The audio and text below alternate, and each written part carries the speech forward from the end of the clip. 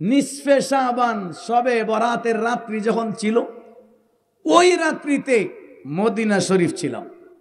Medina শরীফের মসজিদে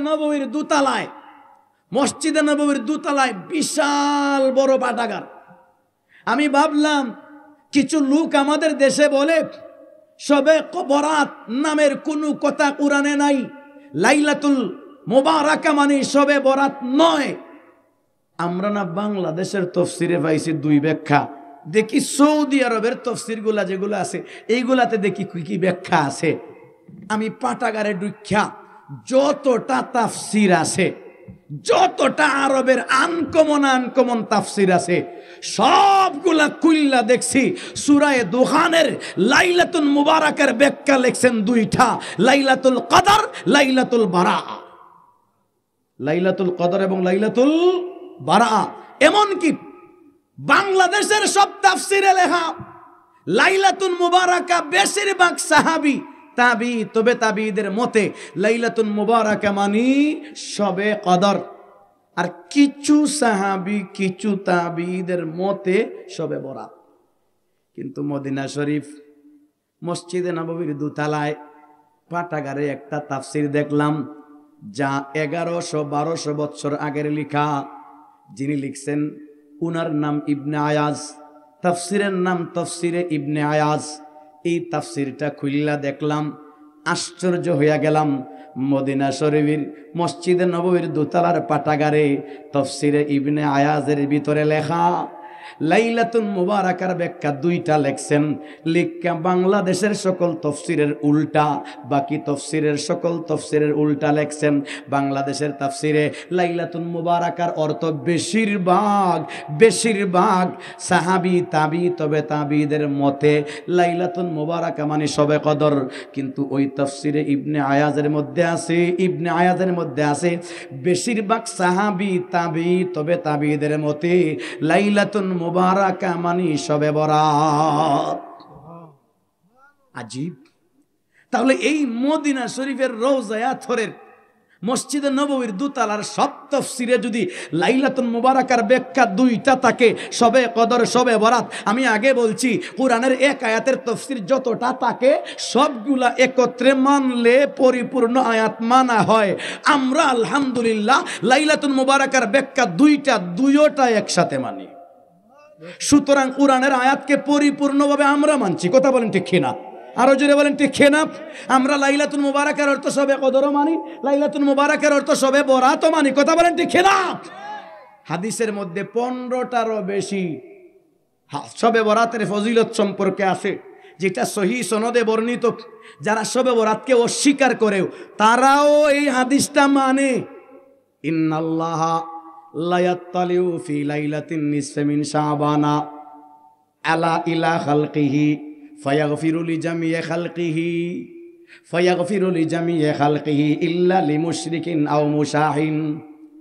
এই হাদিসটা হইল শবে বরাত সম্পর্কে এমন একটা হাদিস, যারা শবে বরাত অস্বীকার করে তারাও এই হাদিসটা মানে। আব্দুর রহমান মুবারকপুরী সাহেব উনিও লিখছেন এই হাদিস সহিহ, সাবাতা বিসুন্নাহ, আহলে হাদিসের লিডার। তারা যাকে ফলো করে আল্লামা নাসিরউদ্দিন আলবানী উনিও উনার কিতাব মা সাবাতা বিসুন্নাহ সিলসিলাতুল আহাদিস সাহিহা এই কিতাবের ভিতরে আনছেন এই হাদিস শবে বরাত সম্পর্কে সহিহ। তার মাঝে কোনো বেজাল নাই, কোনো ধরনের কালাম নাই, কোনো বেজাল নাই, কোনো দুর্বলতা নাই। তাহলে ওনারাও তো শবে বরাতের হাদিস মানেন। হাদিসের অর্থ কি? আল্লাহ শবে বরাত যে রাত্রি, শাবান মাসের 14 তারিখের দিনগত রাত্রিতে আল্লাহ পাক দুনিয়ার বান্দাদের দিকে ইয়াত্তালিউ বলে উকি মাইরা দেখা। বগি যে মাছ ধরতে সময় যেভাবে এরকম তাকায়া থাকে দিয়ান দইরা, এটারে কয় ইত্তালা। আল্লাহ পাক এইভাবে জমিনের সমস্ত বান্দাদের দিকে জাগ কইরা ধ্যান কইরা তাকায়া থাকেন। ফায়াগফিরু লিজামিই খালকিহি, জমিনের সবকে মাফ কইরা দেন, ইল্লা লিমুশরিক আও মুশাহিন, দুই ব্যক্তি ছাড়া, এক ব্যক্তি যে শিরিকের গুনায় লিপ্ত, আর এক ব্যক্তি যে হিংসাত্মক মনোভাব পোষণ করে, হিংসুক আর শিরিকের গুনাহ লিপ্ত, এই দুইজন ছাড়া শব বরাতের রাত্রিতে আল্লাহ সবাইকে মাফ করে দেন। তারা বলে কি আল্লাহ বলছেন মাফ করে দিবেন, এবাদত করার কথা বলেন নাই। রাসূল বলছেন আল্লাহ এই রাত্রবারে মাফ করে দিবেন, এবাদতের কথা বলেন নাই। আচ্ছা একটু বলেন দেখি, আল্লাহ আরশের মালিক জমিনের সমস্ত বান্দার দিকে এইরকম তাকায়া থাকবেন, আর আমরা কি সেফট হইয়া ঘুমাইয়া থাকবো? মাতুন না দেখি, আমরা কি সেফট হইয়া ঘুমাইয়া থাকবো? অসম্ভব। ছোট্ট একটা দৃষ্টান্ত দিয়ে আলোচনা শেষ করি, খেয়াল করে শোনেন। সিএনজি পাম্পের মধ্যে খেয়াল করে দেখেন তো, সিএনজি পাম্পের লাইন থাকে, গাড়ি লাইন ধরছে, ফকির যারা আছে ভিক্ষা করে, দেখেন পিছনের দরজা গিয়ে হাত ফাতে, প্যাসেঞ্জারে মাতে না, ড্রাইভারেও মাতে না।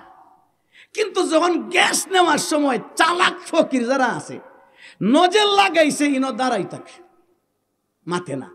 খালি যখন 500 টিকে বার কইরা দিছে, হি বেটায় 350 টাকা রাখা না, বাংতি যখন আতে দিছে, ফকিরেও হাত মেলায়, মাতুন না দেখি।